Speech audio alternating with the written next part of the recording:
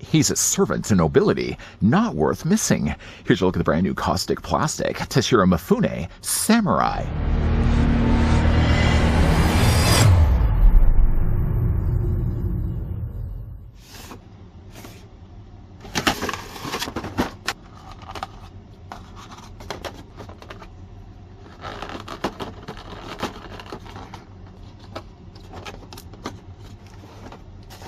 Step into the world of cinematic greatness with our 1/6 scale Toshiro Mifune action figure. Paying homage to the iconic Japanese actor, this collectible piece captures the essence of Mifune's legendary performances in unparalleled detail. Standing at 12 inches tall, this finely intricately sculpted action figure brings to life the charisma and intensity of Toshiro Mifune, known for his unforgettable roles in classic films like The Seventh Samurai, Yojimbo, and Red Sun.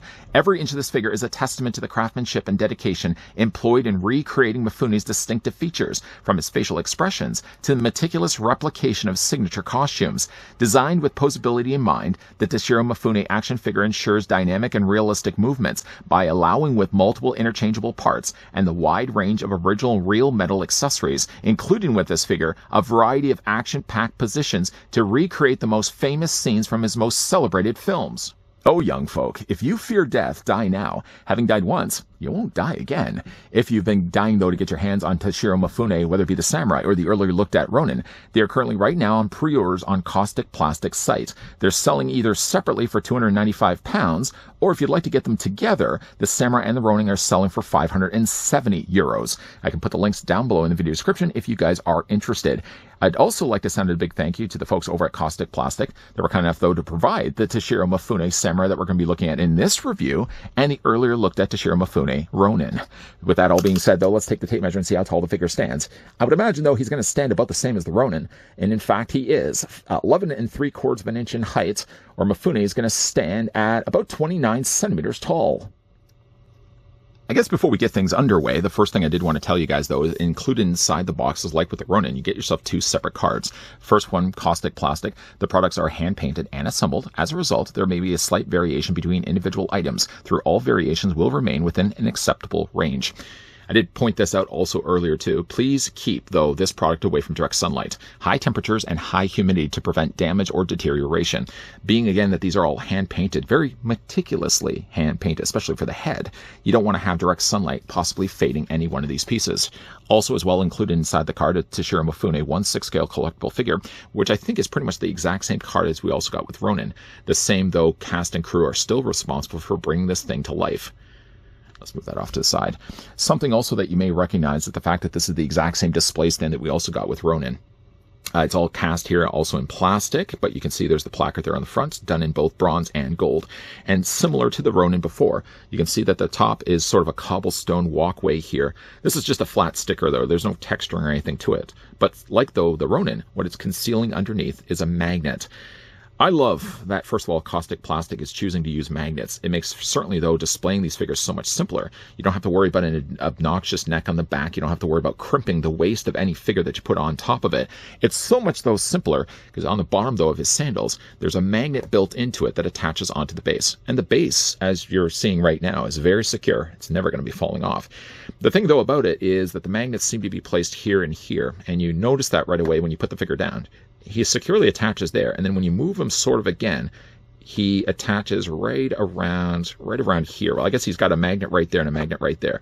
Yeah, between those two, he stands perfectly fine. The one thing, though, about the figure is that he also comes included with some swords. Now, slightly, though, different are the swords that come included with the Samurai versus what we got with Ronin. First of all, the figure does come included with a katana. Now, I'm going to bring over the one that we got here, just unsheath it from the Ronin.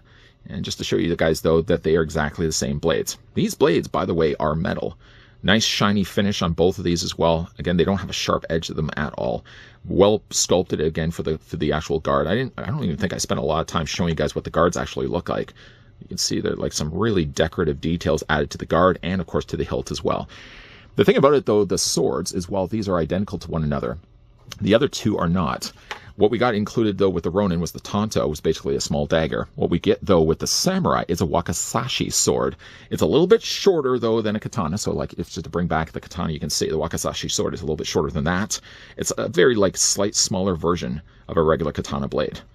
Let's just move this off to the side because I don't want to get these confused.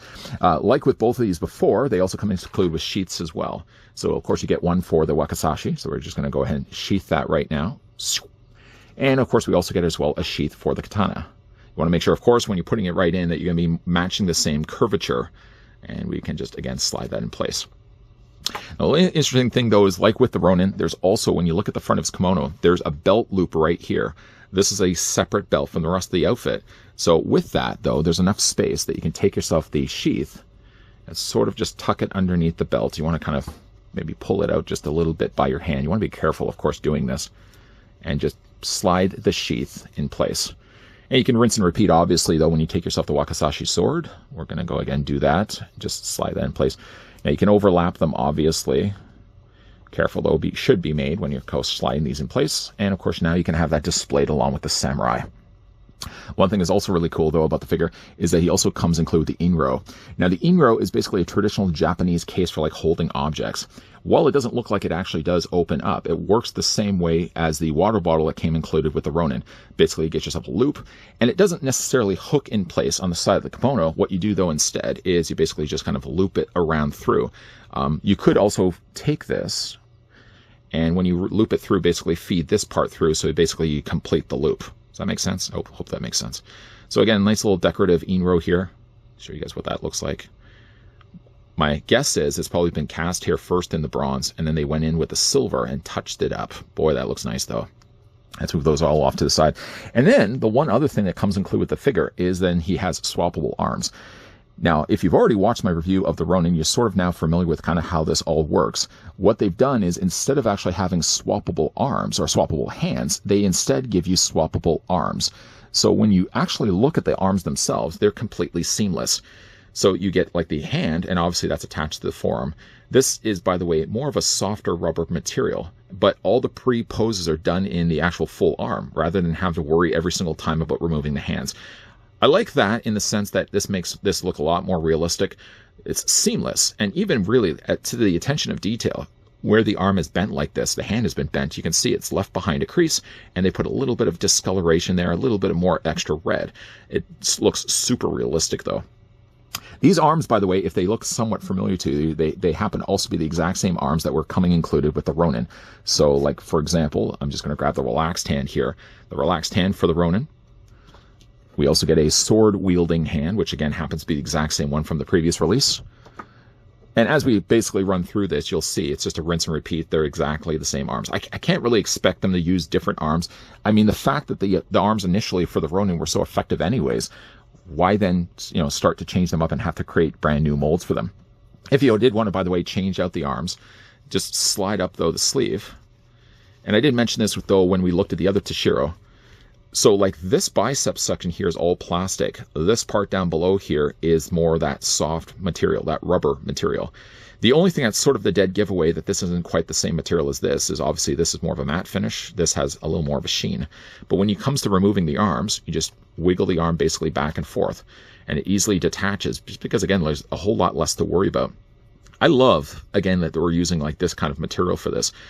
Some people may not like the idea that the hands aren't removable because when it comes to the articulation on this figure, it has to rely so much more, though, on the bicep to swivel and not as much for the hands. But just, though, to pop that off, take the hand that you want to then use. And all you're really basically doing is you're taking the peg, you're fitting into the hole, simple shapes, and then just plug in place like that. Super, super easy. And it still retains all the same levels of posability. You got the double hinge there on the elbow. We'll all discuss that more in a moment. One thing, though, I obviously left off this whole time during this review, just kind of sliding everything out of the way here, is to bring back in the earlier looked at Toshiro Mifune. Now, this one here obviously is the samurai. This one here was the Ronin. I did want to start these reviews where I wanted to look at the Ronin first. I do actually like the stubble a little bit more on Toshiro on the original, this version of the figure, rather than the samurai. Because they're also using the exact same build of body, you could, in theory, also take off the head sculpts and swap them around if you wanted to.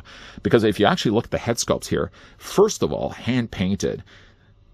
Just an undeniable likeness, though, to Mifune.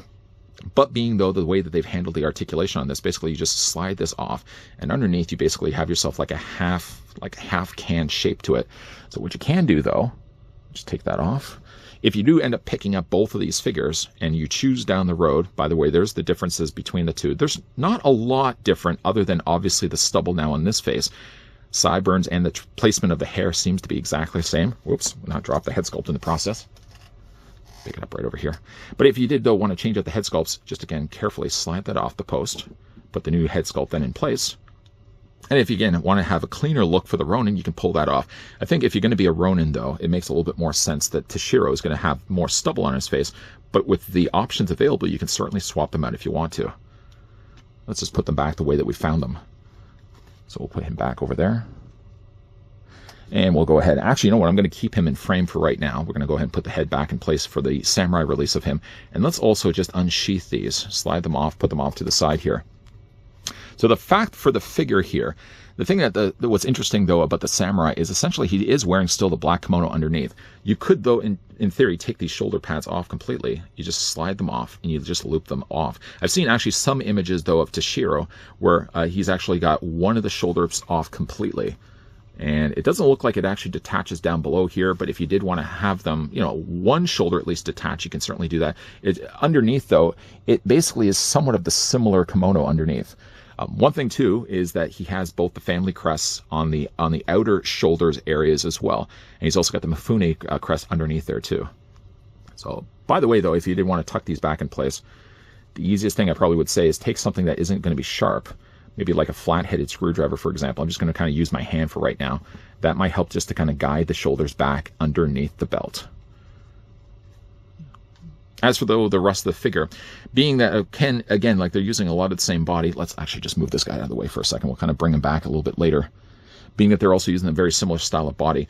The kimono is going to be very similar. The only thing that's treated differently, though, here, obviously, is the fact he's also got himself, I think it's the blue kareginu, which is basically like the sleeveless top that he wears. So he's got the shoulder pads. It's kind of more of a greenish gray than anything else. You got the family crest there featured on the front. I actually do like the pattern work that they gave this particular material. It also carries off down below here as well. Now, the pants themselves, the hakama pants, are a very similar style of pleat to the Ronin that we've already looked at before. Obviously, the pattern now carries over the same color scheme as the shoulder pads, but I do really like the shoulders, and I do really like the coloring that they chose here. If we were to kind of lift things up right now for the legs, just to show you guys what it looks like underneath, this is, though, something I did mention when we looked at the Ronin. He seems to have like a little bit of extra padding here, but actually it doesn't seem as much, though, as the Ronin. Very muscular legs, obviously, underneath, and in this case, he actually has now white sandals or white socks with sandals rather than the black we looked at before. For the articulation, though, for the samurai release of Toshiro, it's going to stick pretty much with the exact same format. The head's going to be on a ball joint, so it allows the head to rotate all the way around, and it looks down. And I did mention this when we looked at Ronins. I found like the head looks a lot lower than I was expecting. The head can also look up, and even to look up, that's quite a high reach. Head can also tilt back and forth also as well. And if we kind of get underneath the kimono, a good range of motion that you can get with the rotational abdomen joint here. The only thing about this, though, is now that once I've pulled out the shoulders, yeah, I'm going to have to get myself, you know, just like a flat-headed screwdriver, something just to kind of help tuck the shoulders back in place. The arms easily go at a T pose. No issue is going to be there at all. You can bring the arms forward, and you can bring the arms back. So if you want to have this guy swinging his swords, it's a very easy thing to pull off. Just kind of tuck that back in there. As for the arms, again, like I'm just going to roll things up right now. So his bicep is going to be on a swivel. So while he loses something here, he still manages to gain the articulation here in the bicep. So the bicep's going to be doing a lot more work because the wrist obviously can't. The figure does still retain a double hinge on the elbow. No articulation here, again, for the hands because, again, it's going to be a seamless to the rest of the arms. The legs, though, split out, and about that far do the legs go, about that far, so almost like a full splits. You can take the legs and move forward. You can move them back. And just, again, to kind of bring this up a little bit, there's a swivel at the top of the thigh, a double hinge on the knee. And again, for Mifune, while unfortunately, though, like the sock and sandal, pretty self-contained in plastic, you get a little bit of range where you can move those back and forth. You can also move them up and down. So the figure's still decently posed. He's certainly more posed up top than he is down below. Again, we just kind of fix things up here with the shoulders. Hindsight, though, I probably should have not pulled off the shoulders, but though in this review I did want to show you guys, though, that if you wanted to, you could unrobe at least the shoulders if you wanted to. Still, in the end, though, I did one of the reasons why I wanted to have these looked at in separate videos, just because I didn't want to spend a little bit more time talking about them and not just say, well, it's a set of two. You can either buy the set of two, you can buy them individually. If you did only want to choose to buy one of them sold separately, buy one of them individually, they are at least sold separately. The Ronin, I think, is still my favorite, even though there's definitely a lot more colors happening here for the Mifune's Samurai. And again, if you kind of were to strip down the Samurai underneath, like the outfit Samurai underneath, basically what you are still kind of treated to is a very similar style of outfit as what the Ronin originally had. The thing I do really like is, again, the options to swap out the arms, which, again, there needs to be more companies that are doing this. A much cleaner, more realistic look, having the hands being attached to the rest of the forearms. Yes, it does unfortunately limit some of the opposability, so of course you can't rotate these independently, but with still the swiveling happening here in the biceps, it's still something you can easily pull off if you want to get this guy in some pretty cool poses. I do also like the fact that you can use the options to swap the heads around, although the stubble look, the unshaven look, works a lot more better, I think, for the Ronin than it does for the Samurai. So if you'd like to get your hands on Toshiro Mifune, whether it be as the Samurai or as the Ronin, Kaustic Plastik right now has pre-orders available for both, selling right now for £295. If you'd like, though, to get them collectively, they are also selling the double pack for €570. For that, you're getting hand-painted pieces, meticulously detailed. And some of the things I really do like that Kaustic Plastik incorporated to the release here of Toshiro is, first of all, a magnetized display base. I don't know how often I've gotten frustrated with 6-scale figures where, like, the clip for the waist doesn't fit around the waist, and a lot of times it ends up crimping the material. Or sometimes it's way too loose and the figure never seems to stay on it straight. With at least going the route of magnets. Granted, though, the magnets are in very dedicated places on the display stands, but at least ensures that the figures are never going to fall off of them. Something also that I have to credit Kaustic Plastik for doing too is the seamless approach that he went with when it comes to the hands to the arms. Nothing breaks the look of realism than having a very visible hand joint when it's attached to the forearm. By keeping it seamless like this, it makes Toshiro look even more realistic when you have this guy on your shelf. Again, these guys are currently on pre-order, but don't worry, I can provide certainly links down below in the video description. I'd also like to thank the folks over at Kaustic Plastik that came through and provided not only Toshiro Mifune as the Samurai, but also Mifune earlier when we looked at him as the Ronin. Which of the two do you guys think is the better looking figure? Let me know down below in the comments section. If you guys also did enjoy this video, you can do it a solid and throw it a like. You guys want to stick around for more so? I hope so. You can hit the subscribe. Yeah. You can turn on the bell. And of course, you can always come back. As always, thanks for watching. See you guys next time.